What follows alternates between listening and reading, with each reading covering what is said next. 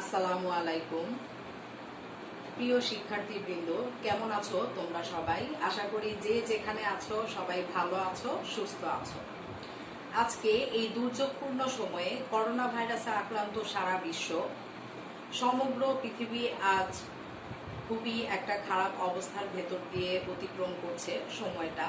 এরকম একটি সময়ে আজকে তোমাদের যাতে পড়াশোনার ক্ষতি না হয় সেজন্য তোমাদের পড়াশোনাকে সামনে এগিয়ে নিতে ঢাকা উইমেন কলেজ কর্তৃক আয়োজিত অনলাইন ক্লাসে তোমাদের সবাইকে স্বাগতম জানাচ্ছি। আমি নিগার সুলতানা তন্দ্রা, প্রভাষক, ব্যবস্থাপনা বিভাগ, Dhaka women college, Uttara, Dhaka.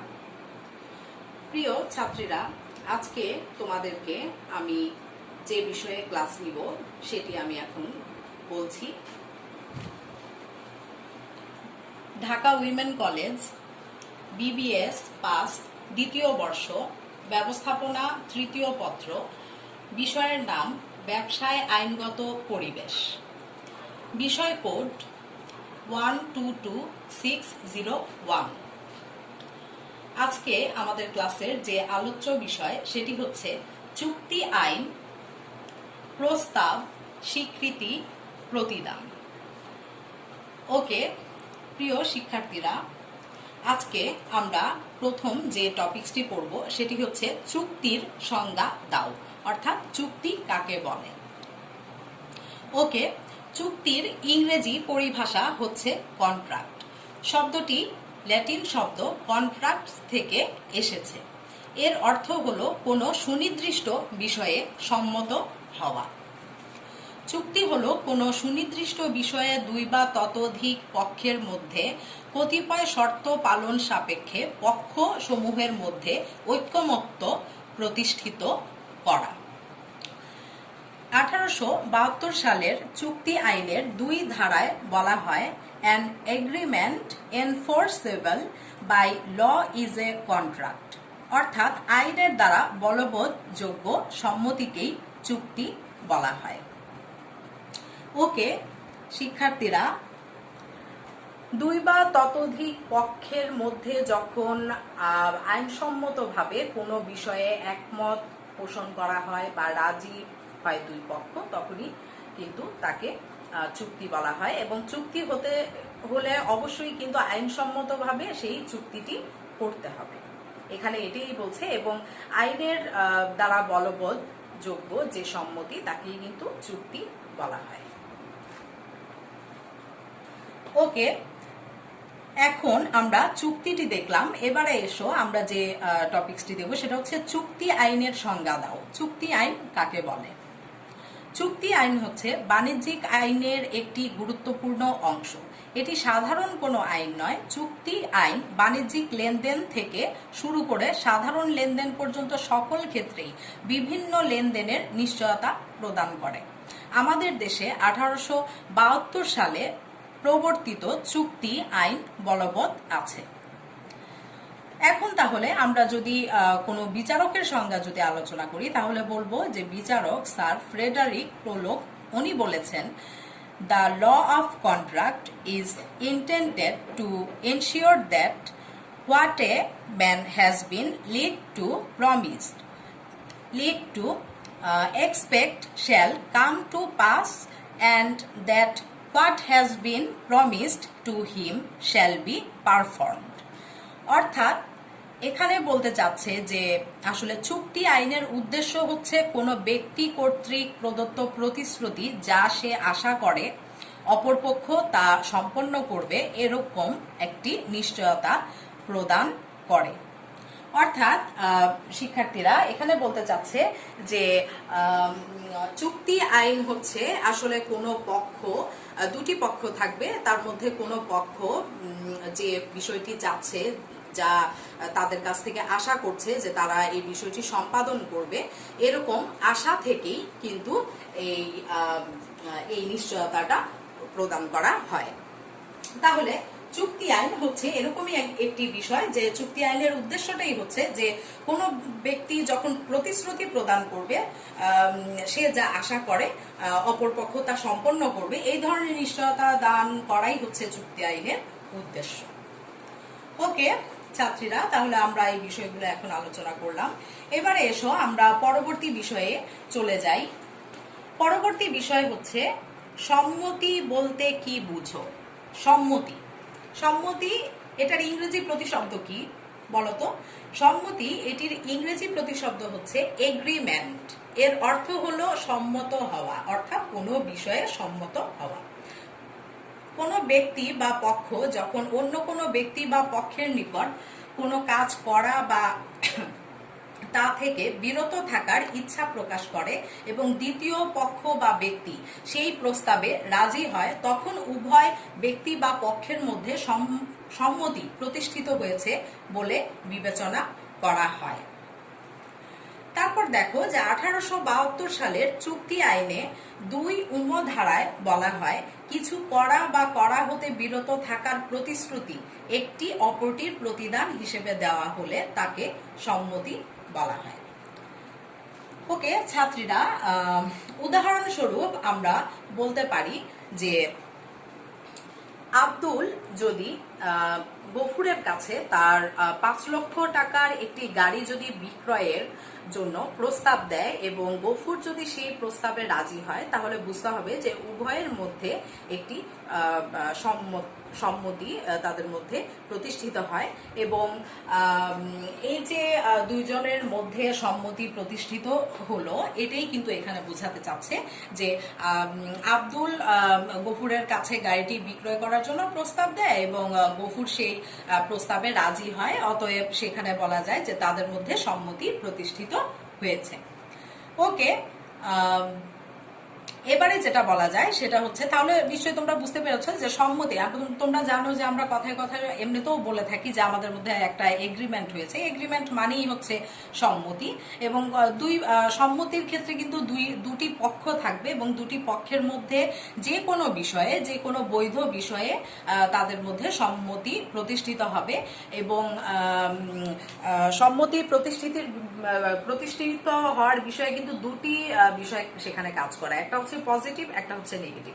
Positive বলতে দুইটা পক্ষের মধ্যে কোনো কিছু করার জন্য যেরকম সম্মতি প্রতিষ্ঠিত হতে পারে, আবার দুটি পক্ষের মধ্যে কোনো কিছু থেকে, কোনো কাজ থেকে বিরত থাকা বা কোনো কাজ না করার জন্য কিন্তু সম্মতি প্রতিষ্ঠিত হতে পারে। কাজেই পজিটিভ নেগেটিভ দুটোই কিন্তু হতে পারে। ওকে, এবারে তাহলে আমরা পরের যে বিষয়টি আলোচনা করব, টপিকসটি, সেটি হচ্ছে সকল চুক্তি সম্মতি, আবার সকল সম্মতি কিন্তু চুক্তি নয়। অর্থাৎ এখানে বলছে যে যে কোনো ধরনের চুক্তি কিন্তু সম্মতি হবে, কিন্তু সব সম্মতি কিন্তু চুক্তি হবে না। এটি ব্যাখ্যা করো। তাহলে এই বিষয়টি আমরা এখন আলোচনা করব। তাহলে এই বিষয়ে আমরা যেটা বলবো যে 1872 সালের চুক্তি আইনে বলা হয় যে আইনের দ্বারা বলবৎযোগ্য সম্মতিকে চুক্তি বলা হয়। সেই সব সম্মতি চুক্তি হতে পারে যাদের মধ্যে নিম্নোক্ত উপাদানগুলো বিদ্যমান থাকবে, সেগুলোই কিন্তু চুক্তি, সেই সম্মতিগুলোই কিন্তু চুক্তি হতে পারে। তাহলে সেই উপাদানগুলো কি কি, আমরা সেগুলো এখন একে একে আলোচনা করব। 1 নম্বর হচ্ছে প্রস্তাব এবং স্বীকৃতি। হ্যাঁ শিক্ষার্থীরা, অবশ্যই চুক্তি হতে গেলে সেখানে এক পক্ষ প্রস্তাব করবে এবং আরেক পক্ষ সেই প্রস্তাবে যদি সম্মতি জ্ঞাপন করে তাহলেই কিন্তু সেটা স্বীকৃতি হয়। সেখানে দুটি পক্ষ থাকবে, এক পক্ষ হচ্ছে প্রস্তাবক এবং আরেক পক্ষ হচ্ছে প্রস্তাবে যদি রাজি হয় তাহলেই সেটাকে স্বীকৃতি বলা হবে। ওকে, 2 নাম্বার হচ্ছে আইনগত সম্পর্ক। হ্যাঁ, এটি একটি গুরুত্বপূর্ণ উপাদান। অবশ্যই সম্মতি যদি দেখা যায় যে দুটি পক্ষ থাকে, দুটি পক্ষের মধ্যে যে বিষয়ে সম্মতি প্রতিষ্ঠিত হবে সেই পক্ষটি কিন্তু অবশ্যই দেখা যাচ্ছে যে আইনসম্মত হতে হবে। অর্থাৎ এখানে শিক্ষার্থীরা বোঝাতে চাচ্ছে যে যে কোনো সম্মতি দুই পক্ষের মধ্যে হোক না কেন সেটা অবশ্যই বৈধ বিষয় নিয়ে হতে হবে এবং আইনসম্মতভাবে হতে হবে। চুক্তি আইনের যে বিধিবিধান আছে সেই বিধিবিধানগুলো মেনে সেই সম্মতিগুলো প্রতিষ্ঠিত করতে হবে। তাহলে এবারে আসো 3 নাম্বার, সেটি হচ্ছে আইনসম্মত প্রতিদান। হ্যাঁ, দুটি পক্ষের মধ্যে কিন্তু লেনদেন হবে এবং সেটা বৈধভাবে অবশ্যই হতে হবে। লেনদেনগুলো প্রস্তাবক এবং যে সম্মতি দিয়েছে তার মধ্যে চুক্তি আইনের যে বিধিবিধান সেটা মেনে এবং আইনসম্মতভাবে একজন আরেকজনের কাছে প্রতিদান দিতে পারে। ওকে, এবারে 4 নাম্বারে আসো, আইনগত উদ্দেশ্য। অর্থাৎ শিক্ষার্থীরা এখানে বলতে চাচ্ছে যে অবশ্যই চুক্তি করতে গেলে সেখানে আইনগত উদ্দেশ্য তো অবশ্যই থাকতে হবে। আইনগত বা বৈধ কোনো বিষয় না থাকলে সেখানে কখনোই চুক্তি সম্পাদিত হতে পারবে না। সেখানে একটা বৈধ উদ্দেশ্য থাকতে হবে এবং আইনের বিধিবিধান মেনে সেই চুক্তি করতে হবে। তাহলে এবারে আসো, যেটি আছে সেটা হচ্ছে 4 নাম্বার, আমরা যেটা এতক্ষণ আলোচনা করলাম। এবার আসো 5 নাম্বার, চুক্তি সম্পাদনের যোগ্যতা। হ্যাঁ হ্যাঁ শিক্ষার্থীরা, চুক্তি সম্পাদনের যোগ্যতা এটি কিন্তু একটা গুরুত্বপূর্ণ উপাদান। সব ব্যক্তি কিন্তু চুক্তি করতে পারে না। অবশ্যই চুক্তি সম্পাদনের জন্য কিছু যোগ্যতা থাকা লাগবে। সেই যোগ্যতাগুলো হচ্ছে সুস্থ মস্তিষ্ক সম্পন্ন ব্যক্তি হতে হবে এবং কোনো পাগল বা অসুস্থ ব্যক্তি চুক্তি করতে পারবে না এবং দেউলিয়া ঘোষিত কোনো ব্যক্তি চুক্তি করতে পারবে না। এই সুস্থ ব্যক্তি চুক্তি করতে হবে এবং সাজাপ্রাপ্ত ব্যক্তি এরা এই ধরনের চুক্তি করতে পারবে না। কাজেই এই 3 ক্যাটাগরির মাথায় রেখে অবশ্যই চুক্তি করতে হবে। এবারে দেখো তোমরা 6 নাম্বার, সেটা হচ্ছে নির্দিষ্টতা। হ্যাঁ, অবশ্যই নির্দিষ্টতা। চুক্তি করতে গেলে সেখানে দুই পক্ষের মধ্যে একটা নির্দিষ্ট বিষয়ে চুক্তি হতে হবে। কোনো অনির্দিষ্ট বা অস্পষ্টতা থাকতে পারবে না। চুক্তির মধ্যে নির্দিষ্টভাবে উল্লেখ থাকতে হবে যে কোন বিষয়টি নিয়ে তাদের মধ্যে চুক্তি হয়েছে। এবারে আসো 7 নাম্বার। 7 নাম্বার হচ্ছে স্বাধীন সায়। স্বাধীন সায় অর্থাৎ এখানে বলতে চাচ্ছে যে স্বাধীন সায় বলতে চাচ্ছে দুটি পক্ষ যে চুক্তি করবে, দুটি পক্ষের মধ্যে একজন যখন প্রস্তাব দিবে এবং অপর পক্ষ যখন প্রস্তাবে রাজি হবে, তখন দুজনের মধ্যে যখন আইনসম্মতভাবে চুক্তিটি সম্পাদিত হবে, সেখানে কিন্তু স্বাধীনভাবে অপর পক্ষ কিন্তু সায় প্রদান করবে। অর্থাৎ যে প্রস্তাব দিল তার প্রস্তাবে আরেক পক্ষ রাজি হওয়ার ক্ষেত্রে কোনো জোর জবরদস্তি করা যাবে না। সম্পূর্ণভাবে স্বেচ্ছায় যদি সে রাজি হয় স্বাধীনভাবে, তাহলেই সেটাকে এখানে বলা যাচ্ছে স্বাধীন সায়। এটাকেই স্বাধীন সায় বলা যাচ্ছে। কাজেই স্বেচ্ছায় যদি সে রাজি হয় স্বতঃস্ফূর্তভাবে, তাহলেই সেটাকে স্বাধীন সায় বলা হবে। এবারে আসো 8 নাম্বার, চুক্তি পালনের সম্ভাব্যতা। হ্যাঁ, এটি একটি গুরুত্বপূর্ণ উপাদান। চুক্তি হতে গেলে অবশ্যই চুক্তি পালনের সেখানে সম্ভাব্যতা অবশ্যই থাকতে হবে এবং অবাস্তব কোনো বিষয় নিয়ে কিন্তু চুক্তি করা যাবে না। কোনো অসম্ভব বস্তু নিয়ে কিন্তু চুক্তি করা যাবে না। যেমন শিক্ষার্থীরা, তোমাদেরকে উদাহরণস্বরূপ আমি বলতে পারি, চুক্তি করতে হবে এমন একটি বিষয় নিয়ে যেটি বাস্তবসম্মত, যেটা করা সম্ভব। কিন্তু যেটা করা সম্ভব না, অবাস্তব, সেটি নিয়ে কিন্তু কখনোই চুক্তি হতে পারে না। যেমন দুই পক্ষের মধ্যে যদি চুক্তি হয় যে কোনো কিছুর বিনিময়ে একজন মৃত ব্যক্তিকে জীবিত করে দেওয়া হবে, তাহলে এটা সম্পূর্ণ অসম্ভব একটি কাজ এবং অবাস্তব একটি বিষয়, এবং এই ধরনের অসম্ভব অবাস্তব বিষয় নিয়ে কখনোই চুক্তি হতে পারবে না। এটি এখানে বোঝাতে চাচ্ছে। ওকে, এবারে শিক্ষার্থীরা লাস্ট যে পয়েন্ট সেটি হচ্ছে লিখিত ও নিবন্ধিত। হ্যাঁ শিক্ষার্থীরা, অবশ্যই চুক্তি লিখিত এবং নিবন্ধিত হলে ভালো হয়। হ্যাঁ, অনেক বেশিরভাগ ক্ষেত্রেই দেখা যায় যে চুক্তি লিখিত এবং নিবন্ধিত হয়, কিন্তু কিছু কিছু ক্ষেত্রে দেখা যায় যে চুক্তি মৌখিক হলেই চলে। চুক্তি কিন্তু দুইভাবেই হতে পারে, মৌখিকও হতে পারে, আবার লিখিত ও নিবন্ধিতও হতে পারে। বেশিরভাগ ক্ষেত্রে লিখিত এবং নিবন্ধিত হতে হয়, যেমন সম্পত্তির বিষয় নিয়ে যদি ভাগ বাটোয়ারা, সেসব বিষয় নিয়ে যদি চুক্তি হয়, এই ধরনের বিষয়গুলো, জমি জমার বিষয়গুলো নিয়ে কিন্তু অবশ্যই লিখিত চুক্তি এবং নিবন্ধিত চুক্তি হওয়া আবশ্যক। ঠিক আছে? ওকে শিক্ষার্থীরা, তাহলে আমরা মোটামুটি সবগুলো পয়েন্ট আলোচনা করলাম এবং বুঝতে পারলাম যে এই পয়েন্টগুলো যদি বা এই বিষয়গুলো যদি উপাদানগুলো বিদ্যমান থাকে, তাহলেই কিন্তু দুই পক্ষের মধ্যে যে সম্মতি প্রতিষ্ঠিত হবে সেটাকে আমরা চুক্তি বলতে পারবো। কিন্তু এই উপাদানগুলো যদি বিদ্যমান না থাকে, তাহলে কিন্তু তাকে আমরা কখনোই চুক্তি বলতে পারবো না। তাহলে উপরের আলোচনার আলোকে কিন্তু এটাই বোঝা যায় যে সকল সম্মতি আইনসঙ্গত না হলেও সকল চুক্তি আইনসঙ্গত সম্মতি দ্বারা প্রতিষ্ঠিত হয়। অতএব আমরা বলতে পারি সকল সম্মতি কিন্তু চুক্তি নয়। আশা করি তোমরা বুঝতে পেরেছো। এবারে তাহলে শিক্ষার্থীরা আমরা পরের টপিকসগুলোতে চলে যাই। সেটি হচ্ছে প্রস্তাবের সংজ্ঞা দাও, মানে প্রস্তাব কাকে বলে। হ্যাঁ শিক্ষার্থীরা, প্রস্তাব হলো চুক্তির একটি অন্যতম উপাদান। যখন কোনো ব্যক্তি অন্য কোনো ব্যক্তির বা পক্ষকে কোনো একটি কাজ করা বা না করার ব্যাপারে ইচ্ছা প্রকাশ করে, তখন তাকে প্রস্তাব বলা হয়। ঠিক আছে, অর্থাৎ এখানে বলতে চাচ্ছে যে কোনো ব্যক্তি অন্য ব্যক্তি বা পক্ষকে কোনো একটি কাজ করার জন্য বা না করার জন্য যদি ইচ্ছাটা প্রকাশ করে, তাকেই কিন্তু প্রস্তাব বলা হবে। ঠিক আছে, 1872 সালের চুক্তি আইনের 2 ক ধারায় বলা হয় যে যখন কোনো ব্যক্তি অন্য কোনো ব্যক্তির সম্মতি লাভের উদ্দেশ্যে কোনো কাজ করা বা করা থেকে বিরত থাকার ইচ্ছা প্রকাশ করে, তখন পূর্বোক্ত ব্যক্তি শেষোক্ত ব্যক্তির নিকট একটি প্রস্তাব করেছে বলে ধরা যায়। ঠিক আছে, এটা হচ্ছে আইনসম্মতভাবে 1872 সালের ধারায় এটি আলোচনা করা হয়। এবং প্রস্তাবে যে বিষয়গুলো আলোচনা করা হয় সেটি হচ্ছে 1 নাম্বার, প্রস্তাবে কিন্তু 2টি পক্ষ থাকবে। ঠিক আছে, প্রস্তাবে 2টি পক্ষ থাকবে, যেমন তোমার প্রস্তাবক থাকবে, আবার প্রস্তাব গ্রহীতা থাকবে। ঠিক আছে, আবার প্রস্তাব কিন্তু আইনসম্মত হতে হবে। আর 3 নম্বরে বলা যায় যে প্রস্তাব গৃহীত হলেই কিন্তু তা হয়ে যায় প্রতিশ্রুতি। অর্থাৎ প্রস্তাব আসলে বিষয়টা কি, যে দুইটা পক্ষ থাকবে, এক পক্ষ কোনো কাজ করার জন্য বা না করার জন্য অপর পক্ষের কাছে কোনো একটা ইচ্ছা প্রকাশ করলো, এটাই কিন্তু প্রস্তাব। এবং প্রস্তাবে এই যে 2টা পক্ষ, একটা পক্ষ থাকবে প্রস্তাবক আর একটা পক্ষ থাকবে প্রস্তাব গ্রহীতা। এবং যখন প্রস্তাব গ্রহণ করা হয় তখন কিন্তু সেটা পুরোপুরি প্রতিশ্রুতি হয়ে যায়। এবং প্রস্তাব কিন্তু অবশ্যই আইনসম্মতভাবে জ্ঞাপন করতে হবে। আইনের বাইরে কোনো প্রস্তাব বিধান না মেনে যদি কোনো প্রস্তাব করা হয় তাহলে কিন্তু সেই প্রস্তাব কখনোই গৃহীত হবে না।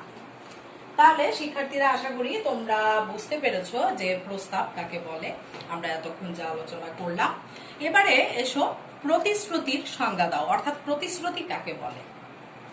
হ্যাঁ শিক্ষার্থীরা, প্রস্তাবদাতার প্রদেয় প্রস্তাব গ্রহীতা কর্তৃক স্বীকৃত হলে তাকে কিন্তু প্রতিশ্রুতি বলা হয়।